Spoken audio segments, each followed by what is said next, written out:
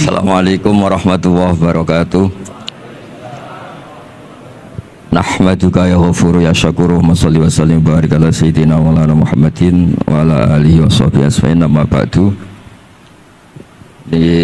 Alhamdulillah kalau sakit bayar utang ini sama Habib Jinten, karena beliau pernah rawuh di mbah saya di Fakhriyah.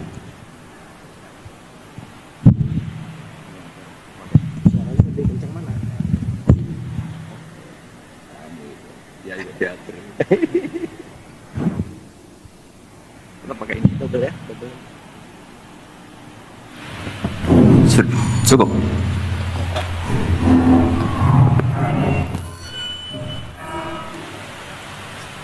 Mohon cekap.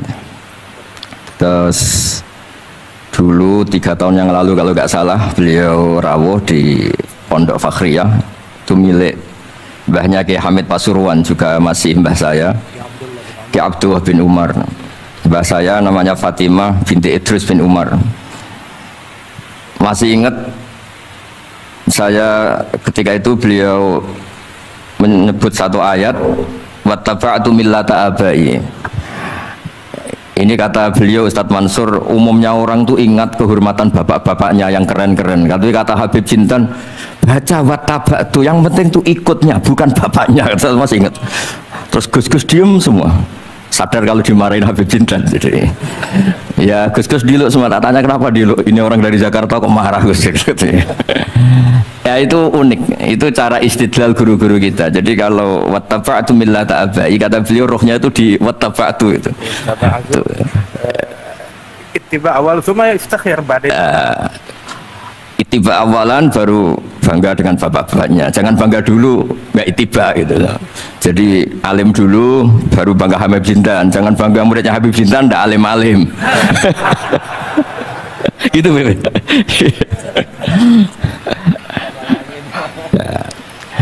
Jadi memang saya secara sengaja cerita sanad ini saya baca Mas Jamal ya, panggilannya apa? Mas Jamal. Mas Jamal ya. Pertama saya baca Al-Iqdul Farid, ini karangannya Said Muhammad bin Alawi. Di sini saya baca supaya barokah dari karangannya Sayyid Muhammad. Di antara orang yang beliau sebut dari ulama Indonesia, beliau ngendikan Al-Habib Al-Mu'ammar Ali bin Abdurrahman bin Abdillah Al-Habsyi. Wal Habib, ya kuitang ini Bebe. Ya, jadi juga.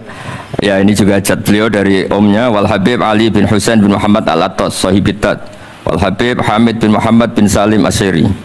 Wal Habib Muhammad bin Ahmad bin Zain Al-Haddad. Wal Habib Syekh bin Salim bin Umar Al-Attas. Nah ini Wal Habib Salim bin Ahmad bin Jinten bin Syekh Abu Bakar bin Salim. Ini kitab karangannya Sayyid Muhammad bin Alawi.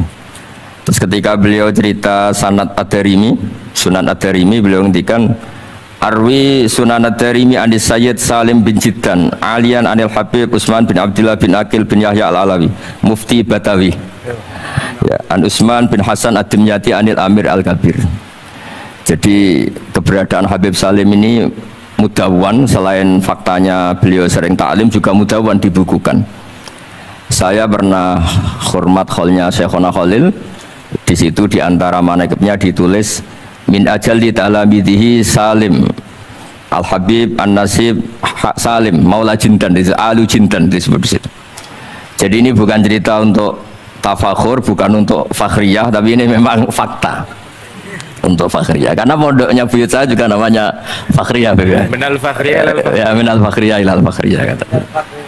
Nah ini tentang sanad. Tadi saya sudah mentasihkan beliau dan beliau mengkuatkan hujah kita. Dulu ketika Habib Salim banyak orang yang menyalahkan orang pakai celana bebas. Nanti jenengan yang cerita. Beliau juga bela kultur itu. Saya pernah baca di kitabnya Said Muhammad Alawi, judulnya itu Manhajus Salaf fi Fahmin Nusus. Di kitab saya itu halaman 423. Nanti bisa dicek halaman 423. Di situ ada kata-kata wa kanat sunnatu Rasulillah sallallahu alaihi wasallam annahu yat'amu ma yajiduhu fi ardi wa yalbasu ma yajiduhu wa yarkabu ma yajiduhu mimma abahahu wa ta'ala. Terus beliau cerita siapapun yang makan faman at'ama ma yajiduhu fi ardi fahuwa al-muttabi' lis sunnah. Kama annahu hajjal baita min madinati nafsi. Faman hajjal baita min madinati nafsi fahuwa al-muttabi' li sunnah. Jadi supaya perasaan orang Indonesia ketika berpakaian seperti ini, seperti saya, seperti teman-teman ini, tetap tercantol, tetap terhubung oleh Rasulullah Shallallahu Alaihi Wasallam. Misalnya Nabi, karena beliau itu orang Madinah, tentu hajinya atau mikotnya dari Dzul Khulaifah. Karena kita orang Indonesia lewat Yalamlam ya harus lewat Yalamlam. Waqata Rasulullah li ahli Madinah Dzul Khulaifah, wa li ahli Syam al-Juhfah, wa li ahli Najdin Qarnan, wali ahli Yaman Yalamlam. Jangan mentang-mentang ikut sunnah Nabi terus orang Yaman mikotnya dari Dzul Khulaifah, orang Sam juga dari Dzul Khulaifah. Semua itu harus min madinati nafsi. Sama seperti Rasulullah yat'amu ma yajiduhu fi ardi, kita juga nat'am ma najiduhu fi ardina. Sehingga jangan sampai umat Islam yang perilakunya keseharian ini sudah baik kemudian merasa tercerabut dari sunnah Rasulullah Shallallahu Alaihi Wasallam. Karena Nabi sebagaimana kita ingin dan kita tahu, ketika ada orang Arabi bilang Allahumma arhamni wa Muhammadan wa la tarham ma'ana ahadan, ya Allah hanya saya dan Muhammad yang perlu engkau kasihani, yang lain jangan. Kata Nabi, laqad tahajjarta wasi'an, rahmat Allah yang luas ini kamu persempit hanya karena mungkin kita orang Jawa, orang Indonesia. Makanya saya ini bangga ngaji sama Mbah Mun. Beliau orang Jawa, saya ngaji juga hanya di Indonesia. Tapi guyonannya Mbah Mun dulu itu lucu. Wong koyok kon tuh kayak orang Jawa, kayak kamu tuh mesti ada yang alim. Karena Islam ini kafatal linnas. Makanya yang ahli nahwu itu Imam Sibawayh, padahal beliau Persia. Imam Ghazali juga bukan orang Arab, tapi alim hujatul Islam. Karena Allah ingin memaklumatkan bahwa agama ini kafatal linnas, bukan milik orang Arab saja, bukan milik siapa saja, tapi kafatal linnas. Makanya kita harus bangga dengan tradisi para habaib. Ada Rauhah Bukhari. Bukhari itu kita tahu namanya itu Muhammad bin Ismail bin Ibrahim bin Mughirah. Setelah itu sudah namanya bin Bardasbah. Maula al-Ju'fi, ini Bardasbah itu orang yang dulu diislamkan keluarga al-Ju'fi. Itu Mbah Mun kalau guyon itu Bardasbah cara Jawa mbok parmin mbok parlan. Tapi nyatanya dia putu alim alamah namanya Imam Bukhari. Artinya kita tentu sepakat, sangat-sangat sepakat, sangat menghormati orang-orang yang arfa'u minna nasaban kayak para habib. Tapi para habib juga mau ngakui kayak pakai Bukhari as-Sahihul Kutub ba'da Kitabil Al-Bukhari. Sehingga memang nggak pernah ada masalah secara sanad, secara tradisi. Di kitabnya Sayyid Muhammad ini ada sanad dari ulama India yang orangnya juga macam-macam, dari marga macam-macam. Jadi saya mohon barokahnya sanad ini kemudian kita tahu apa sih sanad itu. Sanad itu ya kadang-kadang harus lewat orang yang mungkin kita tidak cocok. Dulu itu ada sahabat tanya, kalau mencium istrinya pas Ramadan itu sah apa enggak? Kebetulan ditanya itu Maimunah. Enggak tanya Saudah karena sangat yakin enggak itu, kalau Saudah itu enggak. Itu Maimunah jawabnya, kalau kita tidak ngalamin, coba tanya Aisyah yang potensi ngalamin dicium pas Ramadan. Sebetulnya istri yang Nabi itu sama Aisyah itu ya agak gimana namanya, Doro itu ya rival. Akhirnya tanya, ya Aisyah gimana hukumnya lelaki mencium istrinya pas Ramadan? Ya dijawab sama Aisyah, qabbalani Rasulullah wa huwa shaim. Yang lainnya nggak bisa jawab, mau nggak ngalami. Jadi sanad tuh kadang ya cocok nggak cocok ya memang itu fakta. Cara mandi junub, kayak apa pinternya sahabat cowok kalau mandi junub ya tidak tahu. Akhirnya tanya sama Sayyidah Aisyah, sama Sayyidah Maimunah. Apapun dekatnya istri Rasulullah, kalau perang ya tidak tahu. Wong itu lelaki. Begitu juga afdolus sahabat kayak Abu Bakar, kadang harus mendapatkan hadis dari orang-orang yang nyon sewu agak deso. Bahkan kadang maulah kayak Sauban, kayak Robi'ah bin Ka'ab. Orang-orang biasa sekali. Khotim dulu. Tapi ini kan barokahnya khotim itu tahu keseharian Rasulullah SAW di dalam. Misalnya Anas, apa kenangan kamu dengan Rasulullah? Kenangan saya itu saya khodam tu Rasulullah SAW asyra sinin, 10 tahun saya itu tidak pernah melakukan sesuatu ditanya Nabi lima sonata walali se'in taraktu lima tarakta.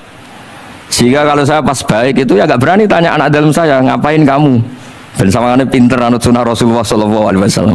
Akhirnya dalam keluarga saya naik beb gemar atau ditakoi. Jadi Hal-hal seperti ini itu keseharian yang harus kita suka. Di antaranya lagi, inna min khiyari ummati fima nabba'ani al-malul a'la kauman yathakuna jahron. Di antara nanti umat pilihanku adalah orang-orang kalau tertawa itu keras sekali, kauman yathakuna jahron. Itu dulu juga, padahal ada riwayat kasratu dhahki tumitul qalba. Banyak tertawa itu bisa mematikan hati. Tapi ini juga dilawan, kalau banyak cemberut bisa frustasi. Sehingga di ilmu ini cerita saya nanti di tasnya Habib Jindan. Semoga nasinya bener, saya tamu pasti dihormati. Nggak penting bener ndak itu nggak penting. Penting tamu itu dihormati. Ya kebetulan saya ini tadi kan hormat mbah saya, masih mbah saya Mbah Mutamakin di Hajan. Terus pagi tadi hormat buka luar di Sunan Kudus. Jam 7 saya tadi di Kudus. Ya akhirnya sama teman-teman difasilitasi, disuruh naik pesawat tadi jam 11 tadi. Tapi saya tidak capek karena memang saya senang cerita sanad. Tapi yang lucu-lucu saja, nanti yang serius jangan saya, yang lucu-lucu saja. Biar lucu sampean tuh tidak ngawur, tapi ada sanadnya. Ada seorang mufassir yang bilang ketika nafsiri wa annahu wa adhaka wa abka. Allah itu zat yang memberi kamu tertawa. Mbok kamu ingin susah, tidak akan tertawa. Tapi kalau Allah menghendaki ya tertawa aja. Ada orang miskin frustasi, maunya gak tertawa. Tahu-tahu jalan-jalan ngerti badut, ya akhirnya tertawa. Ya karena adhaka itu fi'lullah. Kalau Allah menghendaki mau apa? Karena adhaka itu fi'lullah. Nggak bisa. Orang yang baru seneng kayak apa, nggak ingin nangis. Tapi kalau Allah menghendaki wa abka, dinangiskan ya tetap menangis. Wa anna wa adhaka wa abka. Karena kita ini semua adalah objek oleh kudrahnya Allah Subhanahu wa ta'ala. Saya itu sebenarnya paling tidak ingin ngaji bareng Habib tuh, selain kalah nasab ya kalah ganteng. Ya tapi ditakdir mau apa? Ya sudah samina wa atona. Jadi saya saat ini tidak cari pahala benar, tapi pahala tawaduk karena diundang ya. Ada sudah penting benar salah, penting tawaduk. Jadi saya tadi sedang rayu sama Allah, ya Allah, saya kali ini tidak cari benar, cari tawaduk. Sudah mesti pahalanya besar tawaduk.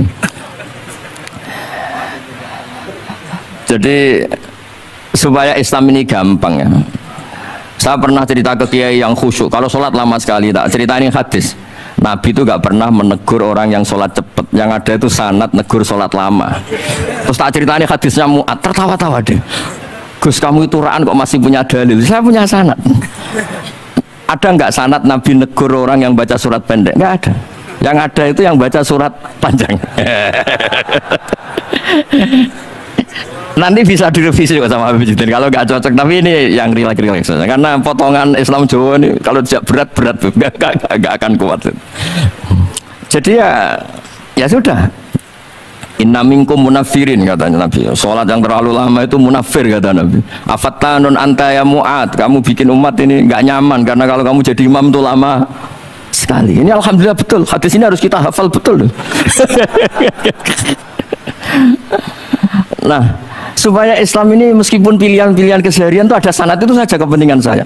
Yatamu ma yajidu fi ardi wa yalbasu ma yajidu wa yarkabu ma yajidu. Saya sering beb di tahun desa-desa Gus anak kula tahnik cethaki Gus tapi mboten enten kurma nganggo degan ae. Lho Gus dari kiai-kiai ku kurma.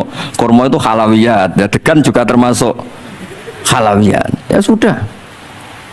Kalau kamu ingin sunnah Rasul, Nabi gak pernah sholat di Indonesia, berarti kalau kamu sholat ke Mekah dulu kata. Maksud saya supaya orang itu nyaman dengan Rasul, ya itu hadir di semua sisi kehidupan kita. Kalau dalam istilah Sayyid Umar Hafid, Faruhu Muhammadin sallallahu alaihi wasallam awsa' wa asra'. Kalau kamu bisa tawassul dengan Nabi Ibrahim, Nabi Musa, dan beliau-beliau bisa datang ketika Lailatul Mi'raj untuk hormat Rasulullah sallallahu alaihi wasallam di Baitul Maqdis, Faruhu Muhammadin awsa' wa asra' kata beliau. Jadi bisa datang di kapan saja, di mana saja. Jadi jenengan meskipun di Indonesia tidak usah khawatir, kita semua ini dilihat Rasulullah SAW.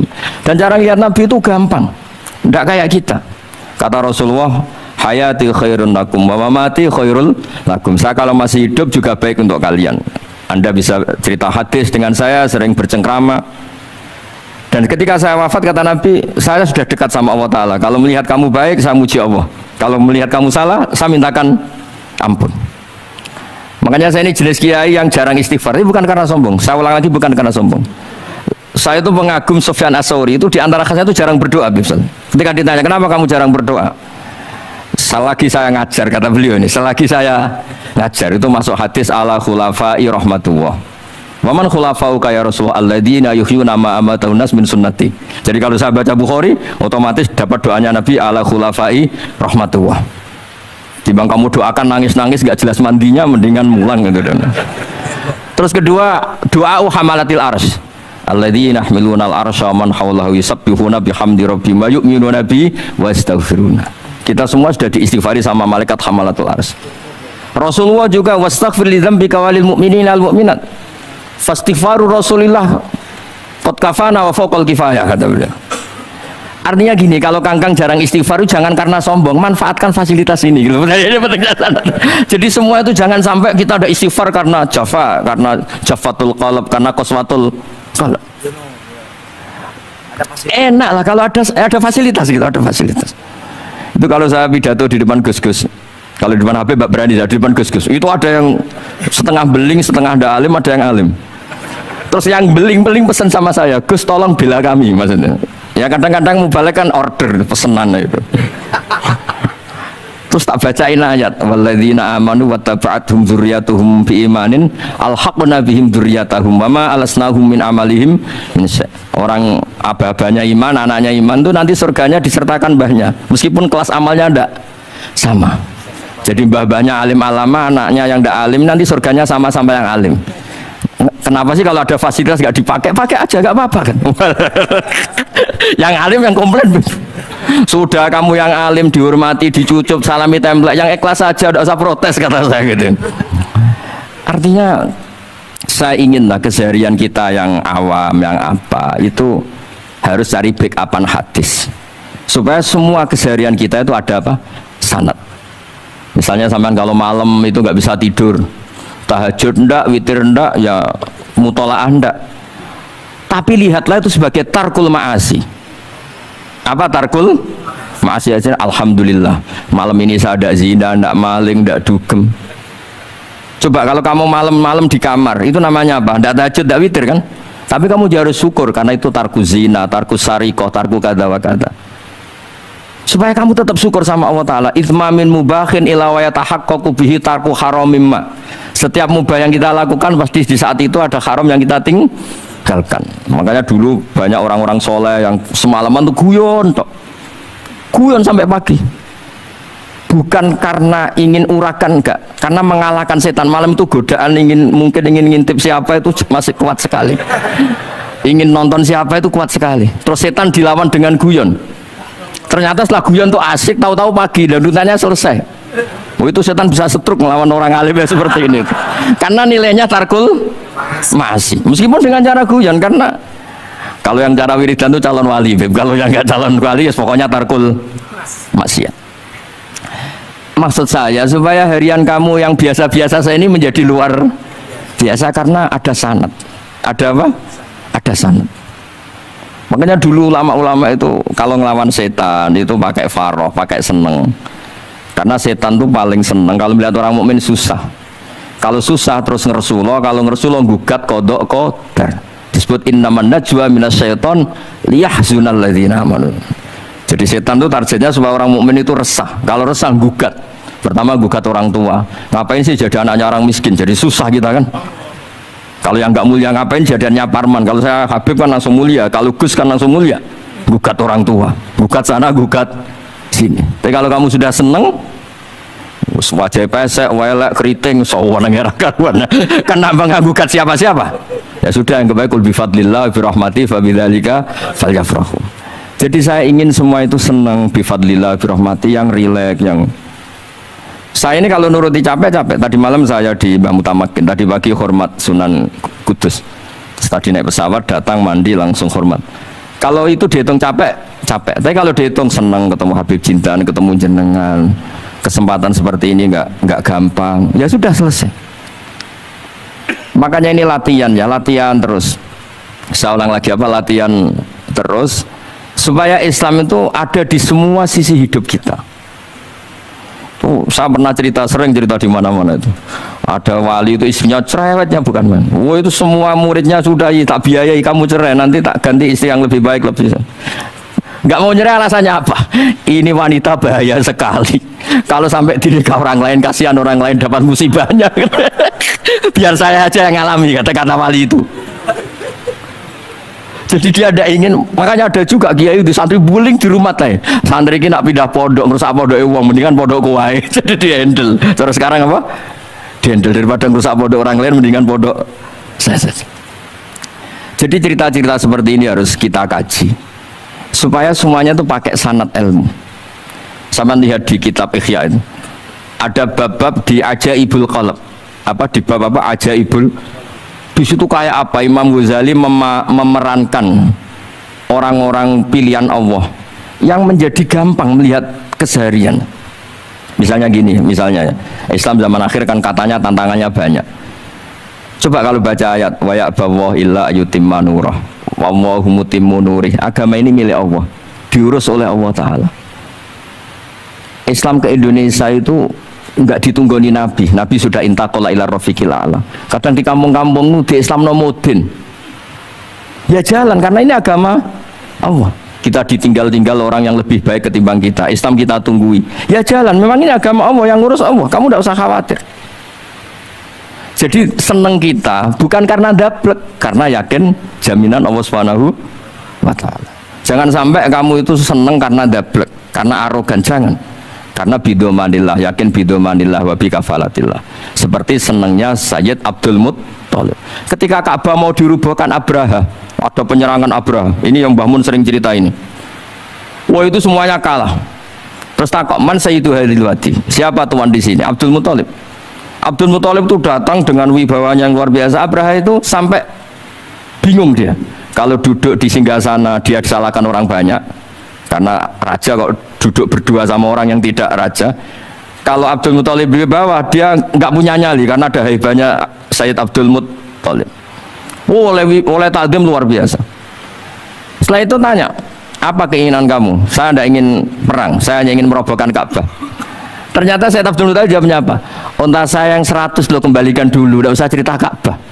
Kagetnya bukan main Abraham. Kamu ini pemimpin yang nggak bener. Ka'bah itu dinu kawa dinu abaik, itu kan agama kamu. Mau saya robohkan kamu malah bicara unta. Ini kamu itu pemimpin model apa? Jadi saya nyesal hormat kamu. Ternyata kamu mental kamu hanya mikir apa? Unta. Tapi jamnya Abdul Muttalib itu unik. Inna lihadal bet robban hamaluk. Unta itu milik saya, kembalikan dulu. Kalau Ka'bah itu milik Allah, nanti diurus yang punya. jadi di balik seenaknya itu ada tauhid yang luar biasa. Makanya saya termasuk kiai yang nggak susah kalau mau mati. Kalau mau mati, mati aja. Saya udah mikir kalau setelah saya ini agama gimana ya, gak gimana mana ngomong agamanya Allah Ta'ala. Jadi di balik ya secara lahir kan seenaknya. Ternyata innalihadal bet robban hamaluk. Ka'bah itu ada yang punya, nanti biar diurus yang punya. Nah maksud saya kalau jenengan ini kan insya Allah dablek semua, kawin ya nggak mikir istri saya nanti makan apa, ya kan? Masa depan kamu ya tidak dipikirkan, warisan nggak punya apa-apa, nggak punya ya sudahlah. Bukan karena dablek, karena tawak. Nah, itu saja pokoknya saya ingin ngomong, pokoknya perilaku Anda keseharian itu jadi energi toat, ya. Perilaku keseharian Anda ini jadi energi apa? Itu saja. Barokahnya kamu ngaji nopo sanad. Itu dulu ada ulama miskin sekali. Itu tiap pagi datang ke gunung paling tinggi, terus dia duduk itu agak-agak angkuh itu. Siapa yang lebih raja ketimbang saya? Terus ditanya, kamu tidak raja kok merasa? Ukuran raja itu tidak ada yang berani nyurus. Di sini juga nggak ada yang berani nyurus saya. Lu itu sudah bisa syukur sampai mati. Karena sekali dia kumpul orang, lihat orang naik Alphard ngeluh, lihat orang punya istri cantik ngenes, lihat apa ngenes daripada gitu naik ke gunung. Siapa yang bisa menandingi kelaglatan saya dalam hidup ini? Ana ma'allah wabillah ngomel-ngomel sendiri. Tapi itu cara dia syukur. Cara dia apa? Syukur. Dan akhirnya betul dia punya sanad. Mangkana aminan fi sirbih mu'afan fi jasadi intahu kuntu yaumi faka'anna ma khizat lahu dunya bihadzafiriya. Ya sebentar orang itu sehat ya, aminan fi sirbih mu'afan fi jasadi intahu kuntu yaumi faka'anna ma khizat lahu dunya bihadzafiriya. Jadi ini madhab saya, karena saya diundang di sini Pak Habib Jidan juga ingin khas saya. Jadi kalau saya pura-pura tawadhu, pura-pura baik kan kaget. Kenapa Gus Bak sekarang jadi baik kan nanti? Ya ini anggap saja jujur. Ya kok rubah. Nggih ngoten mawon mugi-mugi barokah. Assalamualaikum warahmatullahi wabarakatuh.